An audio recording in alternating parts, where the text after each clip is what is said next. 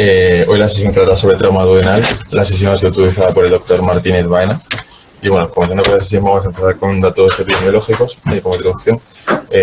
Sabe que el trauma duodenal tiene una incidencia en adultos de 0,2 a 0,6% de todos los politraumatizados y del 1 al 4,7% de los traumas abdominales concretamente.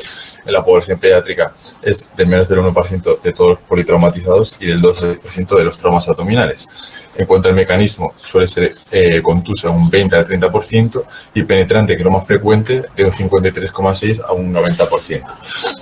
Dentro de los penetrantes, el mecanismo suele ser más frecuentemente por un arma de fuego, concretamente la pistola, el 75%. La mortalidad, varía del 1,3 y el 30%.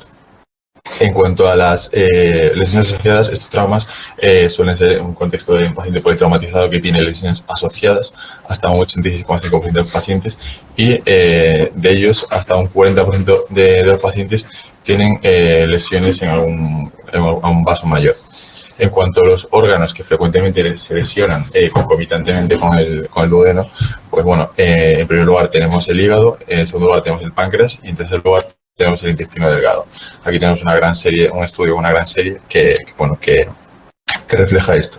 En cuanto a la localización de estas lesiones, tenemos lo más frecuente, que es que la lesión se ubique en la segunda porción duodenal, en un 35%, después sería la cuarta porción, 17%, y después la tercera y la primera porción.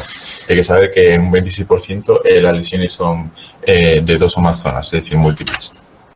Bueno, en cuanto a la atención inicial de este tipo de pacientes, lo que tenemos que hacer es lo mismo que con cualquier otro paciente politraumatizado. No nos vamos a detener mucho en esto. Al final es el protocolo ATLS, ABCD, monitorización, sonda binaria, EFAST para el líquido libre, valorar el protocolo de transfusión masiva. No nos vamos a detener mucho en esto, en general. Luego, en cuanto a lo que vamos a ver nosotros en el paciente cuando bajamos a sala crítica o sala de trauma, pues podemos buscar algunos signos en la exploración clínica. Concretamente hay uno que es el signo de cinturón, que sí que nos puede orientar hacia pensar que el paciente pueda tener un trauma duodenal. De hecho, sí, con este signo, hasta un 21 de los pacientes tienen un duodenal, pero hay que saber que este signo tampoco es muy sensible porque pacientes con exploración completamente anodina pueden tener hasta un 4% traumatismos duodenales. Pero quitando este signo, en general la exploración es bastante inespecífica y no nos orienta mucho a este tipo de patología. Hay que saber que el mecanismo acción del trauma duodenal es del impacto del duodeno contra la columna vertebral al chocar el paciente contra el volante del vehículo o el cinturón.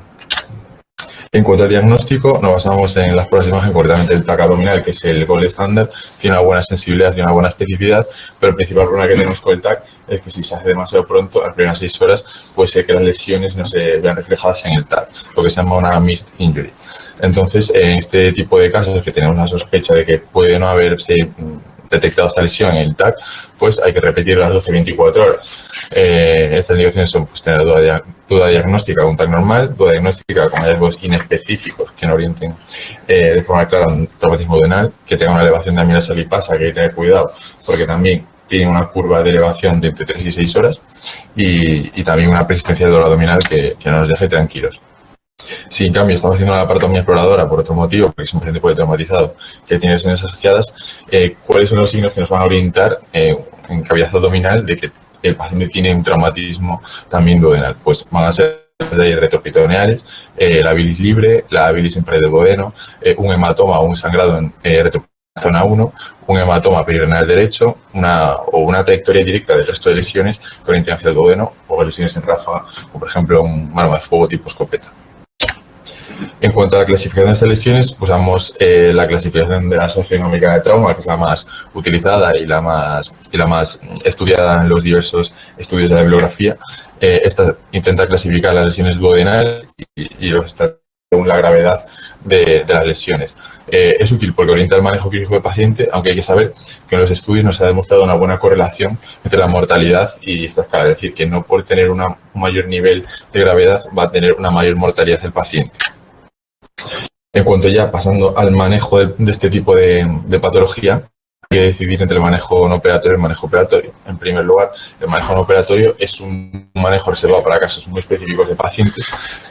La indicación es muy limitada y se refiere básicamente a pacientes que estén estables hemodinámicamente, con grados AST 1 o 2, sin otras lesiones que requieran cirugía. Y hay que saber que estos pacientes hay que vigilarlo estrechamente porque hasta un 10% van a tener un fracaso de este manejo no operatorio y un 10% de complicaciones. Este manejo básicamente se reduce a reposo digestivo, dieta absoluta por lo menos 5 días, reposición de volumen, una descompresión del estómago vía anterógrado con una endoscopia alta, drenajes percutáneos si hicieran falta, y vigilar pues, en controles analíticos el descenso de la amilasa y la lipasa, que sí que ha demostrado que es de buen pronóstico con el manejo no operatorio. Si en cambio lo que decidimos es un manejo operatorio del paciente, entonces hay que tener claras una serie de cuestiones. Lo primero es la preparación del paciente. Hay que tener el paciente en posición de cúbito supino con un campo ampliamente expuesto, porque lo que se va a hacer es una incisión sifocubiana amplia, y también bueno, hay que tener en cuenta que en contexto politrauma a veces hace falta accesos femorales, posible hipolemia, corrección de reboa, en fin. En cuanto ya hacemos la acción sifocubiana, entramos cabeza abdominal, lo primero que tenemos que hacer es paso por paso, pues lo primero, los focos de sangrado, que es lo primero que va a matar al paciente. En segundo lugar, controlar los focos de vertido intestinal. Luego, ya una vez que tenemos estas dos cuestiones controladas, es cuando podemos pasar a estadificar la lesión duodenal e intentar clasificarla en función de la clasificación que hemos mencionado de la AST y plantear en función de esta clasificación pues una posible reparación duodenal.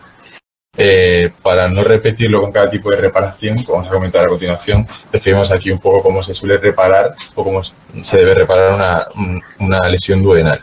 En general, algo común para todos los tipos de reparaciones es que hay que deshibritar el tejido necrótico, utilizar hilos finos, concretamente 3-0 o 4-0, que sea monofilamento, como un PDS o un monosin. El hilo debe ser absorbible. Los puntos pueden ser sueltos o continuos, puede ser en uno o dos planos, no hay evidencia que vaya a favor de uno de los dos, y puede ser como endograpadora, en cuestión de las anastomosis. Para ello, como os he dicho, vamos a clasificar esta lesión duodenal. Tenemos que exponer bien el duodeno si vamos a clasificarla. Entonces, para exponer bien el duodeno requerimos de 3 maniobras principales. La primera va a ser la maniobra de coche, que nos va a permitir exponer la primera y la segunda porción duodenal. Aquí vemos cómo se vería una maniobra de coche ya realizada, donde vemos el duodeno, la cabeza de páncreas y la cava infrarenal. Lo segundo que vamos a hacer es una maniobra de Cattelbras para acceder a los vasos retroperitoneales y una sección de ligamento de Treitz, que son las dos maniobras que nos van a permitir ya visualizar la tercera y la cuarta porción duodenal al completo. Entonces, ahora ya tenemos el duodeno expuesto completamente y ya tenemos la lesión clasificada. Entonces, ahora hay que plantear qué tipo de reparación es la que vamos a realizar. Y como vemos aquí en esta gráfica de la derecha, pues tenemos un montón de tipos de reparaciones y a veces puede ser complejo decidir cuál es la que vamos a utilizar. Entonces vamos a plantearlo de una forma esquemática, empezando por los primeros grados. En este caso tenemos el grado 1 de la AST. Esto sería un hematoma de parte de la pared del duodeno o una laceración que no sea completa, es decir, que no penetre en la luz duodenal. En este caso es el caso en el que vamos a poder plantear un manejo no operatorio y si lo vemos en un diagnóstico por TAC, porque si ya nos lo encontramos durante una laparotomía media, pues sí que podemos plantear si una laceración, pues es una duodenorrafia, y si es un hematoma, pues si no es el 50% si no incluye el 50% de la luz, es decir, creemos que no va a suponer una obstrucción de la luz duodenal, podemos dejarlo así, simplemente esperar a que se absorba, o si creemos que este hematoma es tan grande como para poder causar una oclusión intestinal, entonces deberíamos drenarlo y dar unos puntos de duodenorrafia. En cuanto al grado 2 de la AST, esto viene a ser un hematoma de 2 porciones o más, o una laceración, una disrupción completa de la pared de menos del 50% de la circunferencia del duodeno. Aquí el grado 2 hemos mencionado antes que todavía se puede plantear el manejo conservador y viene a ser en estos casos el del hematoma, de que tenga un hematoma en 2 porciones duodenales. Aquí es posible, como digo, plantear un manejo no operatorio. En cambio, si estamos hablando de una laceración completa de la pared duodenal de menos del 50%, aquí sí que tendríamos que plantear la cirugía. Y la reparación que vamos a hacer en este caso es una duodenorrafia longitudinal que se puede plantear cuando la lesión de la luz es de menos del 50%, o transversa, que se puede plantear tanto si es de menos del 50 o más del 50, y por tanto con este tipo de reparación nunca nos vamos a equivocar. Luego también puedes plantear un parcho mental y siempre dejar un drenaje. En cuanto al grado 3, que ya es donde empiezan los problemas, donde las reparaciones ya son más complejas y el tipo de lesiones también, pues aquí tenemos disrupciones del 50% o más de D1, D3, D4 o de 50% o más de D2 sin lesionar la ampolla de Vater o la vía biliar común. Aquí lo que vamos a intentar plantear es la posibilidad de hacer una reparación primaria o técnicas más clásicas de descompresión o protección duodenal, y nos vamos a detener en ellas. En primer lugar, si tenemos un grado 3, porque tenemos una disrupción de 50% más de D1, si en un primer momento una cirugía de urgencia, lo vemos factible hacer una resección de la lesión y un término terminal de esta sección del duodeno, pues es lo que debemos hacer y ya el paciente se quedaría reparado. Si en cambio vemos que no es factible por los cabos, porque queda mucha tensión, por cualquier otro motivo, entonces lo que tenemos que hacer es abandonar los cabos duodenales, descomprimir el paciente anterogradamente con una sonda nasogástrica, traslado a la UCI, que se recupere y ya en 24 o 48 horas plantear una cirugía definitiva con una reconstrucción en IDRUX, que vamos a comentar a continuación. En cuanto a un grado 3, porque es más del 50% de D2, pero como hemos comentado, no lesiona la papila ni la vía biliar, por tanto es factible hacer una reparación con una resección en anastomosis terminal, pues es lo que debemos plantear en la cirugía primaria. En cambio, que tampoco es factible por los motivos que hemos dicho anteriormente, pues lo mismo, abandono cabos duodenales, sonda nasogástrica, tratado de UCI, y la reparación que vamos a hacer en 48 horas va a ser una anastomosis laterolateral. Si tenemos más del 50% en D3, D4, va a ser lo mismo, resección, anastomosis terminal, si es factible, si no, lo mismo, abandono de cabos duodenales y a las 48 horas, anastomosis laterolateral. Y bueno, ya mencionando las técnicas de descompresión y protección duodenal que hemos mencionado anteriormente, pues bueno, estas han caído un poco en desuso por los motivos que vamos a comentar a continuación. En primer lugar tenemos las ostomías de compresión, anterógrada, retrógrada y de limitación, es decir, hasta una triple ostomía.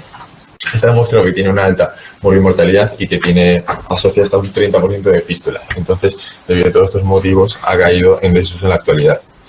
La diverticulación de Verne también es una cirugía muy compleja y agresiva. Al final tiene una vagotomía, una antrectomía, una duodenostomía de descompresión, un tubo de Kerr, una gastroenterostomosis. Bueno, en general, en este contexto, el paciente politraumatizado es una cirugía muy compleja y agresiva, tiene un alto tiempo operatorio y, por tanto, también ha caído en desuso. La exclusión pilórica, aunque no ha caído tan en desuso como las anteriores, sí que está muy cuestionada por los mismos motivos, tanto si es con gastroenteroanastomosis como sin anastomosis, pues también tiene una alta tasa de fístula, de morbilidad asociada y es una cirugía larga.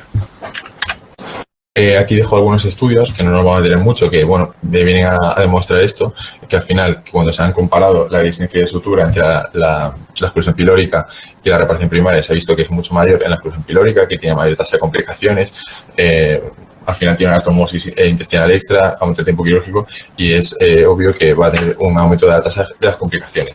Aquí dejo otro estudio que viene a incidir en lo mismo.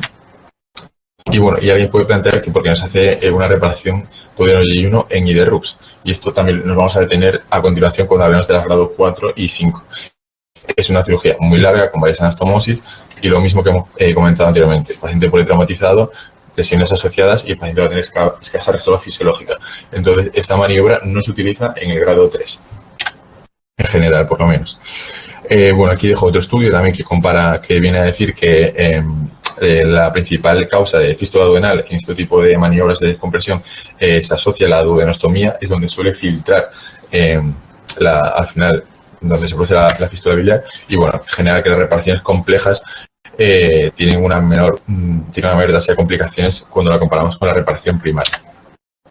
Bueno, y ya pasando al grado 4 y el grado 5 de la AST, que bueno, el grado 4 viene a ser dilución de más del 75%, o que involucre la papila de Vater o la vía biliar común, y a un grado 5 es una destrucción completa del complejo duodeno-pancreático.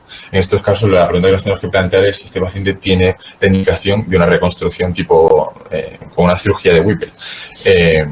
La indicación en este caso sería pues, un gran daño en la cabeza pancreática que involucre el conducto pancreático, una avulsión de la papila de Vater o una destrucción completa de una porción duodenal. Y en función de la respuesta a esta pregunta, pues vamos a plantear el tipo de reconstrucción. Si no tiene indicación de una cirugía de Whipple, porque en estos criterios, bueno, en la cirugía primaria esto va a ser igual siempre. Y es que siempre vamos a hacer una cirugía de control de daños. Pero vamos a plantear una reconstrucción. Al final, en esta cirugía inicial lo que tenemos que hacer es aislar el complejo pancreato-duodenal, hacer una sutura hemostática al tejido pancreático, abandonar los cabos duodenales, suturar el conducto pancreático y la vía biliar si están libres, descomprimir con sonda gástrica, una catéter de una colecistostomía para descomprimir también la vía biliar, valoración de lesiones asociadas, paquilla abdominal y bueno, al final traslado a UCI 24-48 horas. Y ya sea un segundo tiempo cuando vamos a plantear hacer una reconstrucción de esta lesión. La reconstrucción en este caso concreto sería una anastomosis de colédoco a yeyuno y otra anastomosis gastroyeyunal en I de Rux. Y bueno, en este caso no habría ablución de la vía del conducto pancreático, entonces las suturas que haríamos en el páncreas simplemente serían hemostáticas, para falta una anastomosis, y siempre dejaríamos un drenaje peripancreático de seguridad. Y en este caso, en esta segunda cirugía, es una reconstrucción compleja, entonces siempre tiene que ser necesaria la ayuda de un cirujano hepatobiliar o de trasplante experto. Si sí que tiene cirugía, sí que tiene indicación de una cirugía de Whipple, la cirugía de control de daños inicial va a ser exactamente igual. Lo que vamos a hacer es salvar la vida del paciente, mandar a la UCI, que se recupere, y ya en segundo tiempo pues plantear la reconstrucción, que en este caso, como estamos diciendo, pues sería una duodenopancreatectomía de Whipple, se puede dejar un drenaje peripancreático de seguridad, y también siempre es necesaria pues la ayuda de un cirujano hepatobiliar o de trasplante experto.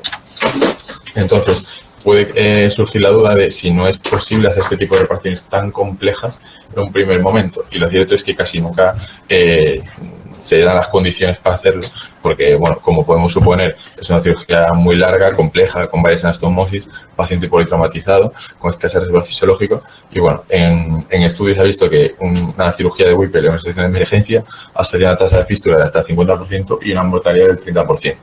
Entonces, serían casos muy concretos. Por ejemplo, si tuviéramos una lesión única en ampolla de váter, un paciente estable hemodinámicamente, sin lesiones asociadas, podría plantearse la posibilidad, pero no es lo ideal para el paciente. Esto es una situación muy excepcional. Entonces, bueno, ya haciendo un resumen del manejo quirúrgico, pues en el grado 1 se puede intentar manejo conservador. Si lo diagnosticamos intraoperatoriamente, tendríamos que optar por una duodenografia. Grado 2, podemos evaluar manejo conservador, duodenografia, si es un hematoma o una laceración. Grado 3, tenemos que saber que hay que priorizar las reparaciones primarias, duodenografia y anastomosis primaria frente a cirugías complejas. Luego, grados 4 y 5, siempre tenemos que priorizar la cirugía de control de daños, que el paciente se recupere en la UCI y luego ya se reconstruirá en un segundo tiempo por una unidad especializada. Entonces, bueno, ya para dejar unas conclusiones para llevar a casa, hay que saber que el trauma duodenal es un desafío diagnóstico y terapéutico sumamente complejo, que es importante saber cuándo se puede hacer manejo no operatorio.